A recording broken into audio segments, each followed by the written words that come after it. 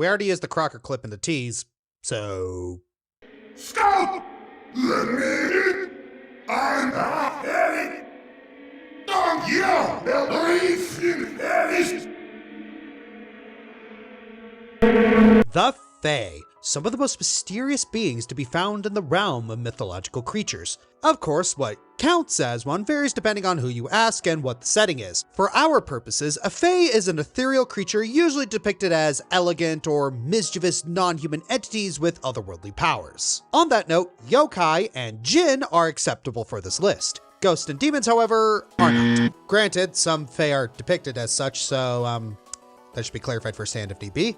As for the list itself, how much does being a member of the Fae tie into their boss fight? Do they use clever misdirection and trickery to challenge the player?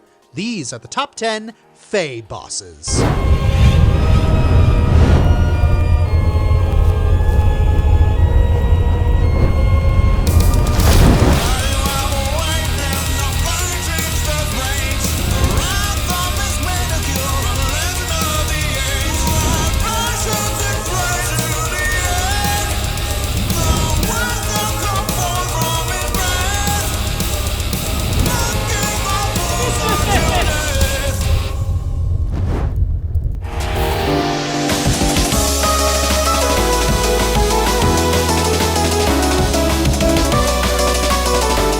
Let's start with some good old mythological fairies, or games that have heavy mythology influences.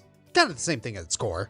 Odin Sphere is a 2D action RPG side-scroller that came out back in 2010 and was remade in 2016 by Vanillaware, same guys behind Unicron Overlord and 13 Sentinels Aegis Rim. And as you can guess from the name, there's a heavy influence of Norse mythology going on here. You got your normal war between the Aesir and the Vanir, with the Aesir being led by Odin. The Vanir in this case are a race of fairies, and yes, its leader is our number 10. Mercedes is one of the 5 playable characters in the game and the only ranged character using a crossbow to attack. You fight her 3 times, once as Gwendolyn, once as Cornelius, and once as Velvet, and her attack style is pretty much the same each time. She'll attack from afar, summoning other fairies to distract you while shooting you with blasts and potions. The best way to deal with her is to just rush her down. Get close, dodge her blast, and combo her to oblivion. Her being a ranged flyer is annoying, especially in the original Odin Sphere, but in the remake you get many more movement options so you can keep up with her, no problem. Just gotta watch out for those crossbow attacks and ads. Mercedes is a pretty simple fight, and she hits the Fae part being a princess and later queen of the fairies. She's way more fun to play than fight, but I'm glad she doesn't fight as she plays. That would be a real bullet hell.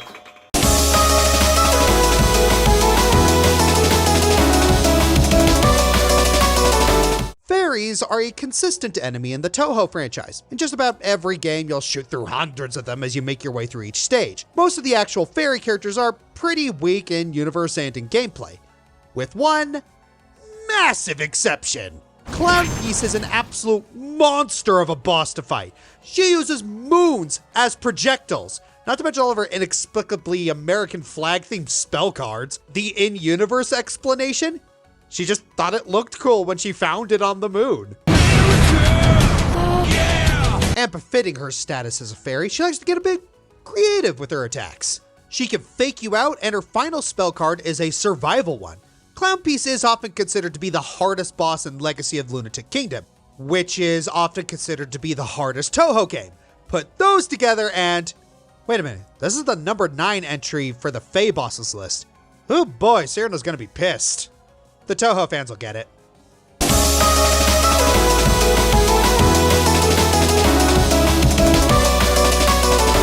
Fairy tales, and by extension fairies, were a major part of the animation industry in the 1900s, largely thanks to Disney's influence. That said, Cuphead, despite being inspired by that era, didn't have that many Fae elements to it, surprisingly. Yeah, there are dragons, ghosts, and nobles, but no fairies. Want to know what they do have? A genie! Djimmmi the Great is one of many colorful adversaries Cuphead must defeat, and by design alone, you know we can expect an assortment of wacky goodies in his arsenal. The Genie of the Cup is 5 phases worth of shoot-'em-up chaos. He starts up by opening up his treasure box and bombarding you with an array of either jewelry, sabers, or cat sarcophagi? Once you're through with that, you gotta pass through his series of totems and him shooting you with eyeballs from his sarcophagus. And boy, this guy will never stop grinning and laughing at you, will he? The last 2 phases are where it gets interesting. Djimmmi will copy your appearance into a puppet of his own and have it fire its own finger guns at you. And afterwards, he comes out in giant form and surrounds you with luminary lasers. The fun part is that if you shrink down when he copies you, he'll make a mini puppet instead, and you get a harder final phase out of both the 4th and 5th phases coming together. It's really cool to see just how much happens in this fight. Between the mass versatility of his arsenal and his pompous personality, Djimmmi is truly a major highlight among Cuphead's bosses, showing just what genie magic can do. See, Jafar? These are phenomenal cosmic powers!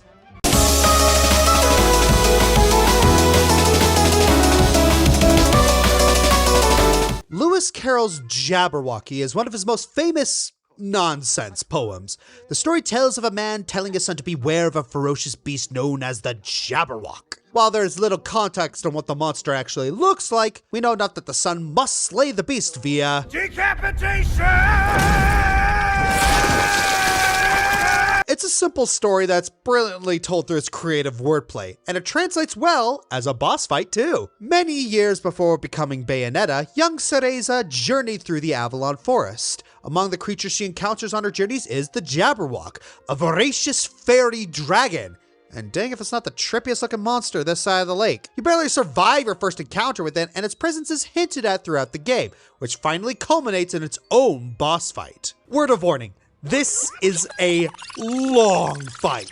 The Jabberwock is a tank and barely ever stops moving. It's armed with lasers and bombs and doesn't hesitate to try and swipe at you if you get too close. Monster's a heavy hitter, so you'll need to keep Cereza out of the line of fire as much as possible, so she can't really do much herself. Luckily, you've got Cheshire to do much of the heavy lifting, reflecting the Jabberwock's projectiles and using stone attacks to crack through the armor, while Cereza occasionally stuns it. In the next phase, the floor is lava. Water, so moving is kind of an issue. The Jabberwock only gets faster from here and has even more physical attacks, so having Cheshire as a kitty shield is essential until you can find an opening to strike with Thorn Vice. 1 phase later, the Jabberwock gains a beam attack that will result in a bad case of death if you don't avoid it. But you got a pillar to protect you. For now.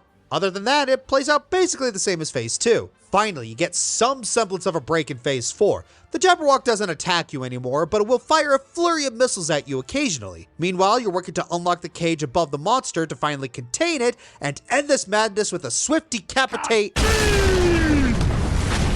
Wait, that's it? No decapitation? Disappointed! Yeah, because I'm that petty, I have to deduct points because it didn't honor the original poem's ending. If Tim Burton's Alice in Wonderland could get that one right, in spite of how much they effed up that story and pretty much everything else, this has no excuse. Regardless, this is still a nail-biting boss fight that keeps you on your toes, and I respect it enough for that.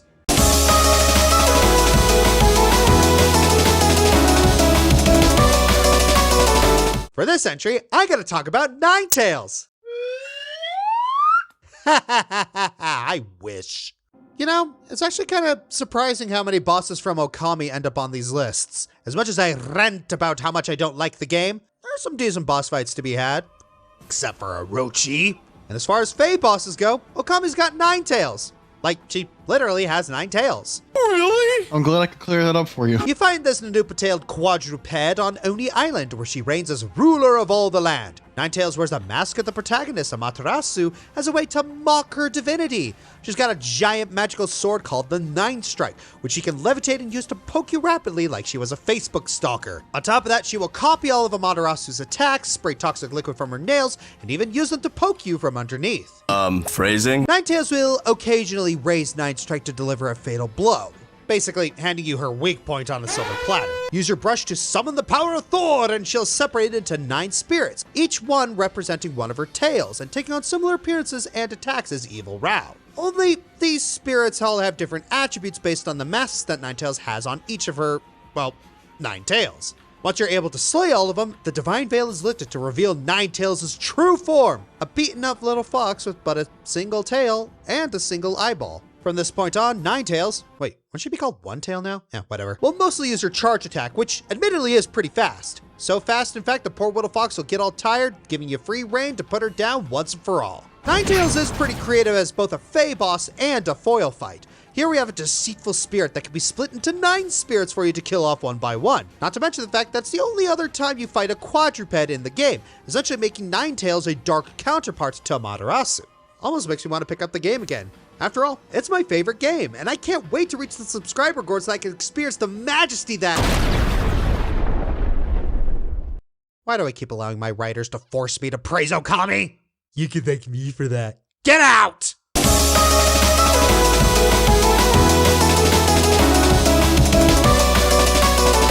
Okay, now we're talking about Pokemon. Generation 6 of Pokemon introduced the world to the fairy type. Now, from the outside, you're probably looking at this and thinking, Pink!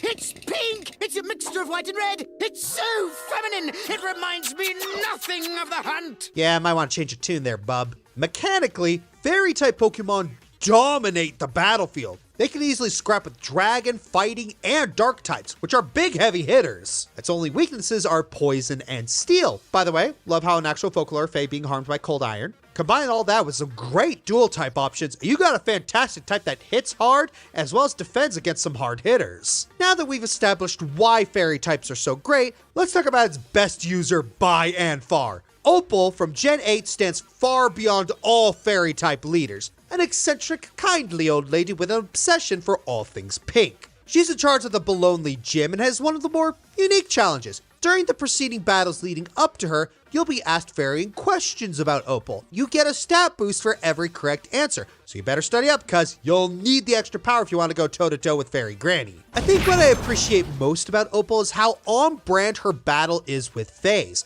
They didn't opt for the, ooh, pretty colors, airheaded approach like most of the media likes to resort to. In all honesty, her Pokemon don't feel very fairy-like. That's right, Doug Dimmadome, owner of the Dimsdale Dimmadome. But Opal herself is definitely a trickster. She'll reward you for answering the age trivia question just because you flattered her. Feels like it was a loaded question from the start, so well played, Opal.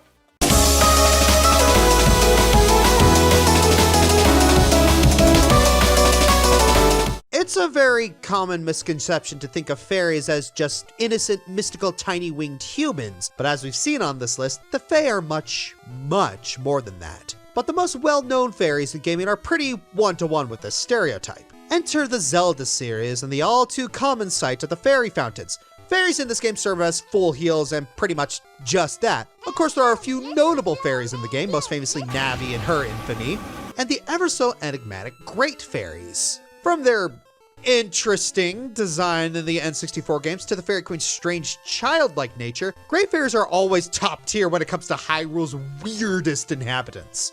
But in Laberna, things are much, much different. The Oracle duology of games is pretty out there, all things considered, and while Seasons pitch you against the stalwart and kinda boring General Onox, Age's villain is much more insidious. Veran, the Sorceress of Shadows, gets up to all sorts of vile shenanigans. Starting by tricking Link into letting her possess the Oracle Nehru, Veran goes back in time to manipulate Queen Ambi into building the Black Tower, which, upon its completion, gives Veran complete control over time's flow. So that's 3 counts of time shenanigans and 2 counts of Towers of Babel so far in the Zelda series. I'm getting a sense that these will be running themes going forward. And people are still surprised that Link is Christian, lol. So yeah, Veran, despite her relative obscurity among Zelda fans, is a villain who gets stuff done. And once you come to exorcise her out of the Queen, she's absolutely fuming that Link would dare intrude on her plan and reveals her true form. So, big surprise, Veran's a fairy! You know, coming into this video.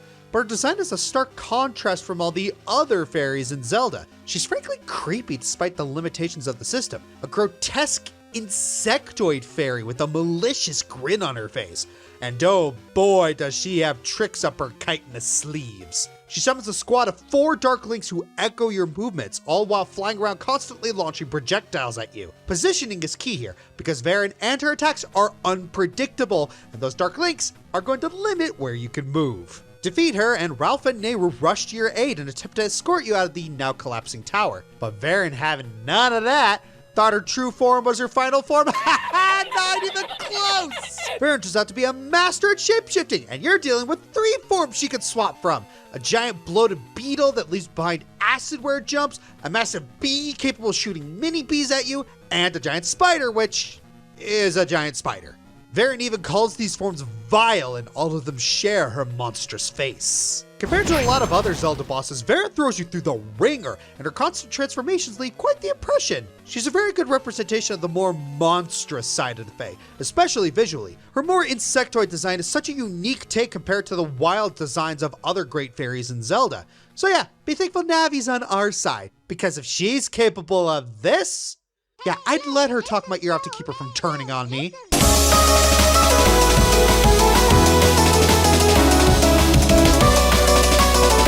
So we just had a Fae Queen with insectoid properties. Now let's have an insectoid Queen with Fae properties. For none can challenge the supreme beauty and elegance as Her Grace, Her Majesty, Eternal Queen Sectonia! Oh, no, not the pig!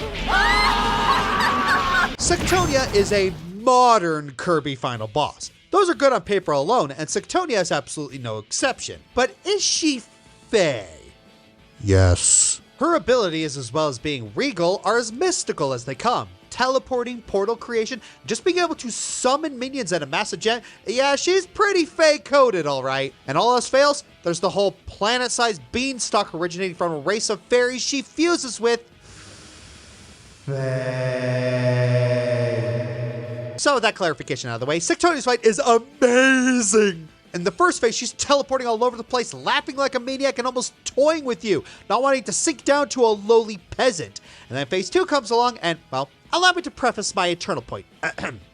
Planet-sized beanstalk. For the most part, you're not fighting Sectonia directly. You're fighting flowers blooming from her massive form. The Dreamstalk provides her with an unimaginable power boost. It takes Hypernova absorbing her giant laser and sending it right back to her to actually take her down now. Well, we've all talked about Sectonia before. You know what makes her fight in the base game good.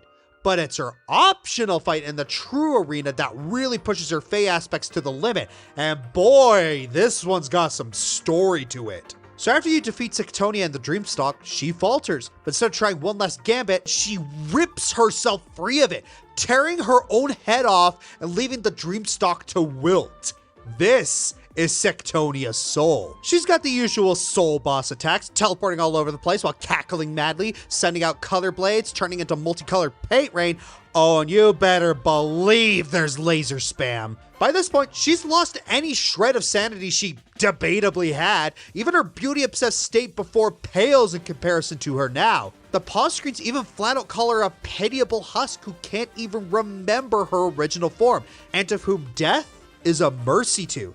This begs the question, is Sectonia's mental state a result of some vestige of Dark Mind staring back at her and twisting her more and more? In any case, Sectonia's prized beauty is gone now, and you're seeing her for the mad queen she truly is. Once you grant her a final beauty sleep, she fades away, screaming until all that remains is a single petal against the pale moonlight.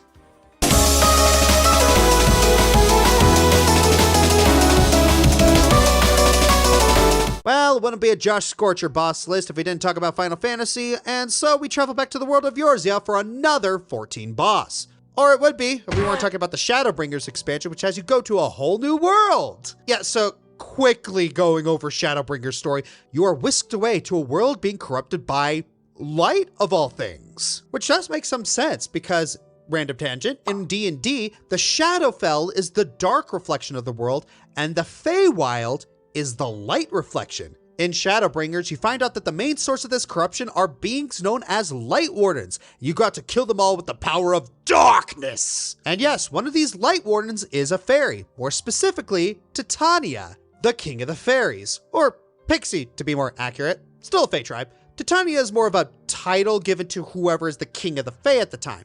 The current Titania became a Light Warden by killing the previous one, but was able to retain their form due to their strong will. But they were still very dangerous, so the other Fae locked them away in the local castle. Luckily, our plucky warrior of light can kill them without turning into a Light Warden ourselves, so we can end the king's suffering. Titania is pretty standard for an MMO boss, but that also means expect a bunch of crazy gimmicks you need to deal with. These are showcased as runes, powerful spells that can alter the area around you. We got Phantom Rune, which forces you to move away or towards Titania. Flame Rune, which requires a separate water rune to dampen the damage. Growth Rune, which brings large roots to go all around the stance. The tank-busting Divination Rune. And lastly, the Scattering Frost Rune. Keeping an eye out for which rune is being used will make the fight easier, but you still have an additional enemy phase to deal with. Titania will start charging. You need to kill their 3 minions before it gets to full. Simple, right? Well, they come back all giant-like right after, so better kill them again, quickly. In the last phase, Titania will try to finish you by using multiple runes at once. But if you keep it up and do not miss those limit break triggers, you'll put the old king to rest. Light Wardens are supposed to turn into angels straight out of Bayonetta, but Titania was able to keep their form and playful personality. Too bad that personality got more glee from hurting people than just playing tricks on travelers, and led to a fun and whimsical boss with an absolutely alluring soundtrack. Seriously, listen to What Angel Wakes Me. It's positively enchanting. And now let us go to the final illusion.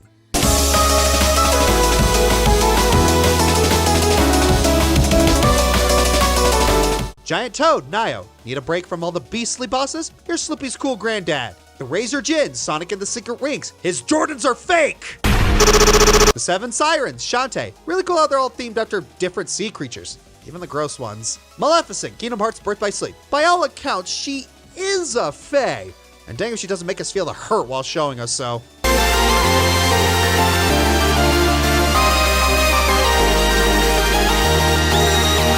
For number 1, we have a mystical, angelic, evil goddess of light. Oh no, it's Jubileus again, isn't it? Don't tell me we put her on another Terraria. All right, this works. So among games that are considered weird and out there, Terraria's got to be one of the big ones. This game has Lovecraftian abominations, robotic clones of those Lovecraftian abominations, rampant body horror, and Cthulhu himself as a final boss. Dismiss this game as 2D Minecraft and you're in for a wild shock, because you're not even safe fishing. Ow! Stupid Duke Fishron. And then came the Journey's End update, which added a new hazardous biome that spread across your world like the Nightmare's Corruption or the Gruesome Crimson. But instead of the nightmare imagery of those, we get the pastel saccharine hollow. Looking like MLP vomited all over your world, you'd be forgiven for thinking the hollow isn't dangerous, but oh, it is. Walk in there and you'll get assaulted by all manner of fey creatures and even unicorns. Fitting for what the lore calls an overcompensation of purity taken to the absolute extreme. By starting hard mode and summoning the Hallow into your world, nature now sees you as an infection and will stop at nothing to cleanse you from the world.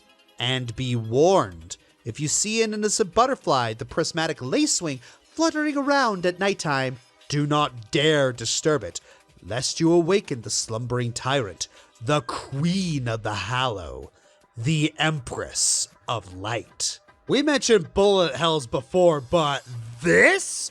Welcome to the bullet helliest bullet hell to ever bullet hell. The Empress is the goddess of all things fey, and by invoking the wrath of nature, she's come to scrub this world of anything she sees as impure, starting with you. The Empress hits you with a laser light show of attacks. Projectiles that spread across the screen, projectiles that home in on you, projectiles that fire in patterns. So many projectiles! Oh, and all of them go through walls. Yeah, you don't have the benefit of cover here. You have to dodge! Oh, and the Empress is fast, flying across the screen as she sweeps you with her projectiles and even lets out a floral pattern of lasers to prevent you from getting anywhere close to her. Want to make this even more chaotic? Fight her during the day, because then every single one of her attacks one-shot you. Her fight is absolute insanity. It's mind-boggling. It's Fae of the highest definition. Everything the Empress of Light is all connects to how esoteric, mystical, alien, and horrifying the world of the Fae actually is. If you dare disobey the laws of the forest, the rules of the Fae, it's the Empress who will show up to cast her judgment on you. In a game as strange as Terraria, with a world that's practically eldritch, the Hallow and the Empress stand out even beyond that. It's the ultimate portrayal of the nightmare you've brought upon yourself if you screw with the Fae. I'm Josh Scorcher, and Whew, we survived the Fae, just in time to tangle with another wild beast. Yep, time for another yearly roasting.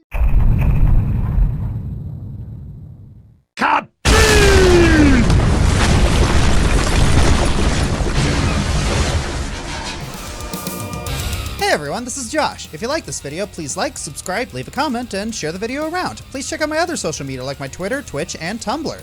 Check out my other channels such as Joshua Burner for reactions and other stuff, Dragon Fighter Gaming for tabletop, and Bob Equestria for cartoons. Consider checking below the video and donating to my Patreon, Streamlabs for my merchandise, or becoming a YouTube member. Thanks for watching.